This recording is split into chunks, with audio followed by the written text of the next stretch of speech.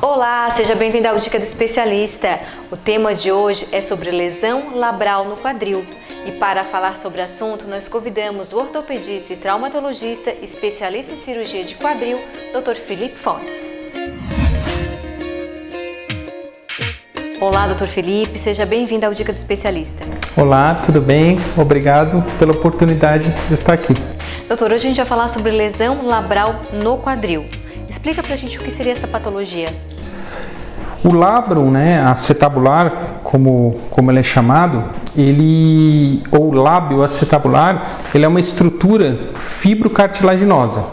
A gente pode fazer até uma analogia com a estrutura do joelho, que são os meniscos. Os meniscos são estruturas feitas para amortecer o impacto do joelho e dar maior estabilidade a eles. O labrum acetabular ou lábio acetabular seria mais ou menos igual à função que tem o menisco no joelho. Então, ele é uma estrutura fibrocartilaginosa que circunda toda a parte do acetábulo, envolve todo o acetábulo com a função específica disso, de dar maior estabilidade para a articulação do quadril, amplificar essa estabilidade, absorver o impacto entre a cabeça do fêmur e o acetábulo e também serve de vedação, ou seja, ele promove a nutrição da cartilagem do quadril. Ele permite que o líquido sinovial não extravase e faça a nutrição dessa cartilagem do quadril. Quando acontece a lesão na pessoa, quais são os sintomas?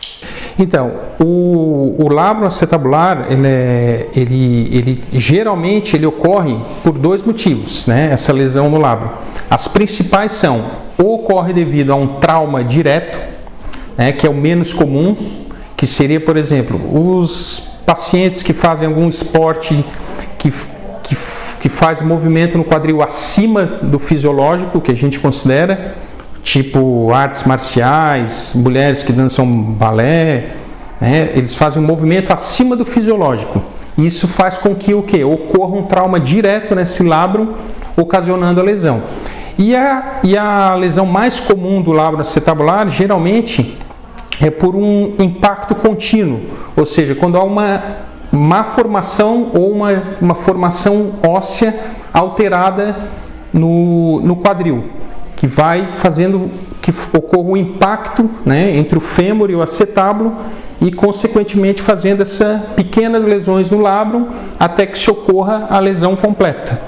Então, essas são as duas principais categorias, o trauma direto ou por alguma alteração, pequenas alterações estruturais, já de nascimento na forma do quadril do paciente, que leva à lesão. Certo, aí eu entendi que seria o que faz surgir a lesão. Isso. E aí a pessoa que está com essa lesão, ela tem limitação de movimento, sente dor, quais são os sintomas mesmo assim? Então, o paciente frente a uma lesão do labrum, ocorreu a lesão labral. Esse paciente, geralmente, ele vai se queixar do quê? De uma dor na região da virilha. A principal queixa dele é uma dor na região inguinal, na virilha. Essa dor ela pode iniciar insidiosamente, lentamente, com um esforço maior, às vezes muito tempo sentado, ou no movimento de flexão do quadril, ou quando vai praticar o seu esporte, ela começa a se queixar que o quadril às vezes está travando, ou está havendo alguns estalidos. Isso tudo o paciente vai relatando. Chega ao ponto, às vezes, dele não conseguir fazer a atividade física dele, Às vezes, um paciente que joga futebol ou corre, ele tem que parar o exercício devido a essa dor nessa região inguinal. Mas no caminhar, no caso, no andar normalmente diário, dia a dia, sente dor ou não? É só realmente quando vai fazer o balé ou vai talvez fazer artes marciais que vai sentir a dor no fazer o movimento? Não, ele pode sentir a dor, às vezes no início não, mas conforme a lesão vai aumentando, ele pode em pequenos movimentos de entrar e sair no carro, uma simples caminhada, se queixar já dessa dor na região inguinal. E doutor, eu senti essa dor vindo no consultório, Como é que o doutor faz o diagnóstico? Então, geralmente esses pacientes que têm a lesão labral são pacientes adultos jovens, Entre 20, 30, 40 anos, são jovens, ou adultos jovens.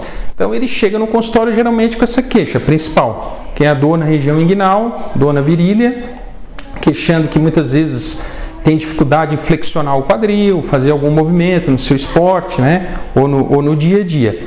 Esse paciente geralmente ele é um paciente ativo, né? Jovem, praticante de alguma atividade física e relata esses sintomas, né? Que vai piorando com o tempo, vai piorando ao ponto de atrapalhar ele nas atividades diárias. E tem algum exame que o senhor solicita para chegar no diagnóstico? Então, frente a uma história dessa, né, a suspeita de uma lesão labral, o que nós realizamos? Nós fazemos um exame físico completo do paciente, com algumas manobras que indiquem, né, que a suspeita dessa lesão. E suspeitada essa lesão, a gente pede alguns exames de imagem. Geralmente o raio-x, para ver justamente essas alterações que pode ter no encaixe do quadril ali, que é o mais comum em 90% dos casos. O paciente ele vai ter uma alteração na forma da cabeça do fêmur ou do acetábulo que vai levar a essa lesão labral. É o que a gente fala do impacto fêmuro-acetabular. Então o raio-x já demonstra muito bem essa lesão, né?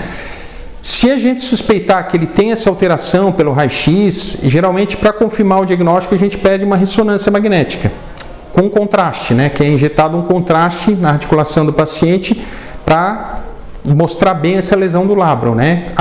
Quantificar quanto é essa lesão, que local que é, né? E aí sim confirmar o diagnóstico de lesão labral. Tendo o diagnóstico em mãos, no caso, como é que o senhor faz o tratamento? Então, isso vai depender muito de vários fatores, né? Nem toda lesão labral, né? Às vezes o paciente chega no consultório assim, com uma ressonância, doutor, eu tenho uma lesão labral, eu preciso operar? Não, nem toda lesão labral é de tratamento cirúrgico. Há algumas lesões, por exemplo, principalmente pacientes acima de 40 anos, em torno assim, de uns 15, 20%, apresentam essa lesão labral pequena. O paciente não tem sintoma, não tem dor, então você observa, né, orienta o paciente. Nesse caso não precisa operar. Agora, entre decidir se o tratamento é cirúrgico ou não cirúrgico, vai depender de muitos outros fatores, né? A idade do paciente, o tipo de atividade que ele faz, se ele tem essa alteração, né, no quadril, da estrutura, pequenas alterações na estrutura óssea, que tem que ser mexida. Geralmente os pacientes jovens que têm essa lesão e são praticantes de atividade física e têm essa alteração, geralmente eles se beneficiam do tratamento cirúrgico, né, que é feito através da videoartroscopia. Agora, os pacientes que já têm um grau de artrose mais avançado, com mais idade, muitas vezes o tratamento conservador é uma opção, né? Porque esse paciente mais para frente ele vai ter condições já de botar uma prótese e não vai interferir em tanto.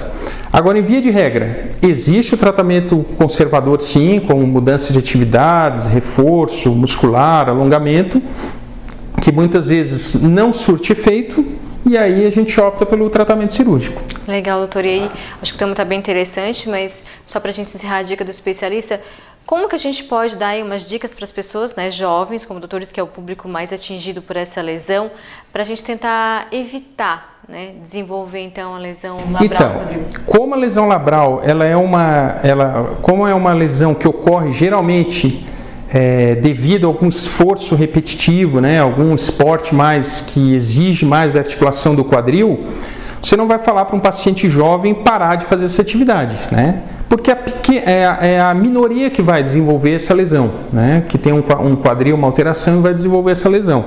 Então, geralmente as medidas são o quê? Reforço muscular, alongamento, né? Controle de peso, mas ela não precisa deixar de praticar algum esporte para evitar que venha a ter a lesão labral. Já aqueles pacientes que apresentam uma pequena lesão e estão sentindo, aí sim, você pode conversar, mudar de atividade, né? Não fazer mais alguns esportes que exijam tanto do quadril, né? Para tentar preservar e não evoluir para uma piora do quadro. Legal, doutor. Quero agradecer a sua participação aqui na Dica do Especialista. Acredito que o conteúdo ficou bem completo.